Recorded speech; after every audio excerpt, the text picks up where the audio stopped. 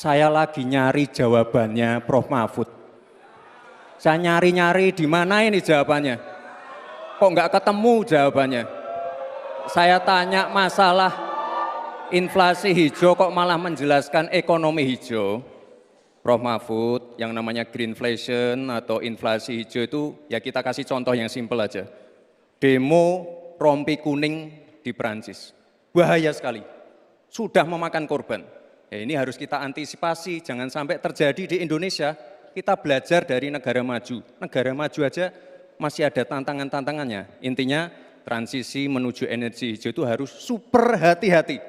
Jangan sampai malah membebankan R&D yang mahal, proses transisi yang mahal ini kepada masyarakat, pada rakyat kecil. Itu maksud saya inflasi hijau, Prof. Mahfud. Terima kasih. Masih ada waktu Pak Gibran? Cukup? Baik. Terima kasih. Kita lanjutkan dulu. Nanti akan ada waktunya untuk memberikan support. Kita lanjutkan dulu Bapak Ibu, terima kasih. Kita teruskan ya. Kami persilakan calon wakil presiden nomor urut 3 Bapak Mahfud MD untuk merespon tanggapan dari Bapak Gibran Raka Buming Raka. Waktu Bapak 1 menit dimulai ketika Bapak berbicara, silakan. Saya juga ingin mencari itu jawabannya ngawur juga itu. Gila ini. Ngarang-ngarang ndak karuan mengkaitkan dengan sesuatu yang tidak ada, gitu ya.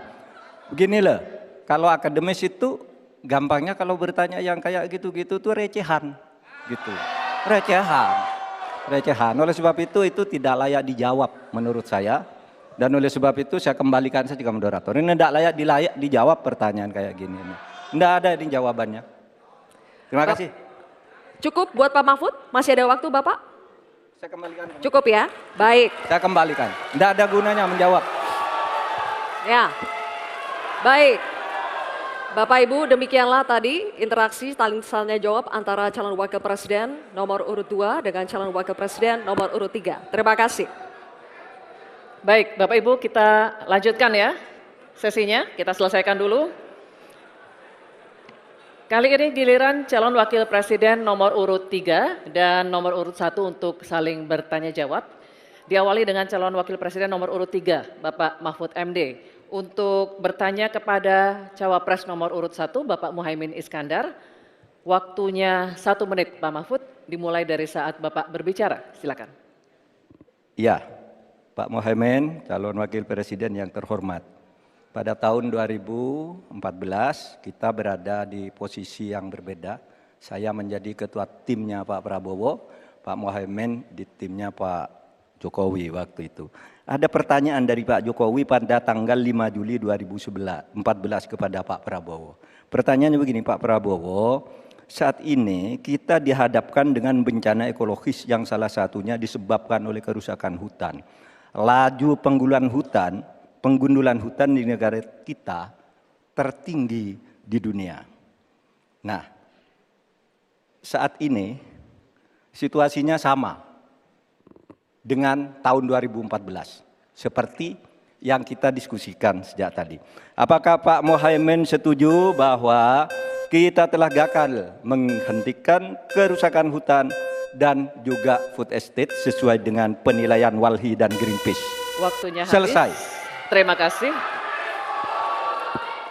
Kami persilakan calon wakil presiden nomor urut 1, Bapak Muhaimin Iskandar untuk menjawab. Waktunya 2 menit dimulai saat Bapak berbicara. Silakan.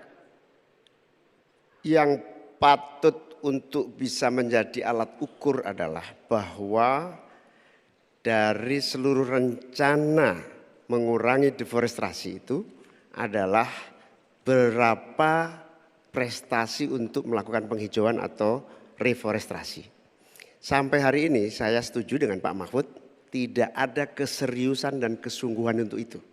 Bahkan mau menyediakan pangan nasional saja, kenapa tidak melibatkan petani? Malah juga melakukan penggundulan hutan dan gagal lagi. Karena apa? Karena tidak melibatkan masyarakat adat setempat, juga tidak melibatkan para petani, bahkan merusak keanekaragaman hayati kita. Sehingga menurut saya ini soal keberpihakan Pak Mahfud.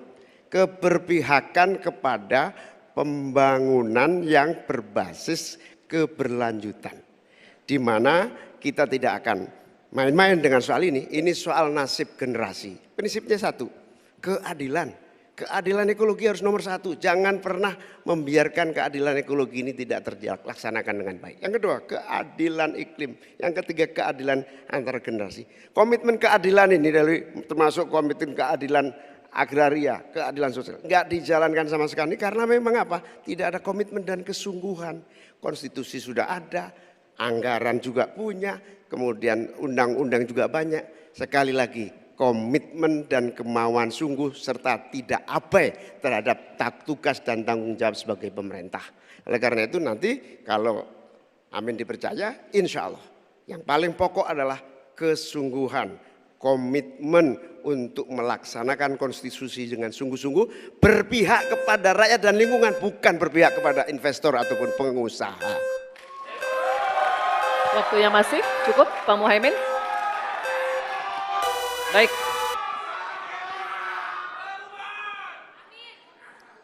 Kini kami persilakan Cawapres nomor urut 3 Bapak Mahfud MD untuk menanggapi, waktunya 1 menit. Baik. Mulai dari saat berbicara, silakan. Pak Muhaimin, ke depan itu menurut saya pemerintah perlu melaksanakan 2 putusan Mahkamah Konstitusi yang dulu saya yang membaca vonis itu dan mengetokkan palunya. Pertama, mengakui aktivis lingkungan itu sebagai subjek hukum. Itu putusan MK. Sekarang ini kalau orang bicara lingkungan ditangkap. Nah, itu berbahaya bagi kelangsungan lingkungan hidup kita. Lalu yang kedua, saya juga udah pernah tuh membuat putusan Mahkamah Konstitusi dan saya sendiri yang ngetok palunya agar definisi hutan adat itu betul-betul dibedakan dari definisi hutan negara.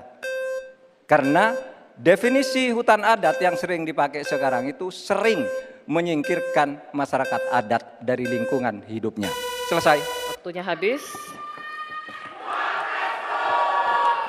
Kami persilakan kembali Cawapres nomor urut 1 Bapak Muhaimin Iskandar untuk merespon tanggapan dari Pak Mahfud MD tadi. Waktunya 1 menit dimulai dari saat Bapak berbicara. Silakan. Ya, setuju apa yang disampaikan Pak Mahfud. Inti dari hasil kemerdekaan kita itu kan 2. Satu, bahwa pemerintah atau negara mengatur sistem dan tata kelola pemerintahan dan kenegaraan. Yang kedua, mengelola kekayaan dan aset negara kita. Nah ini yang tidak pernah dilakukan.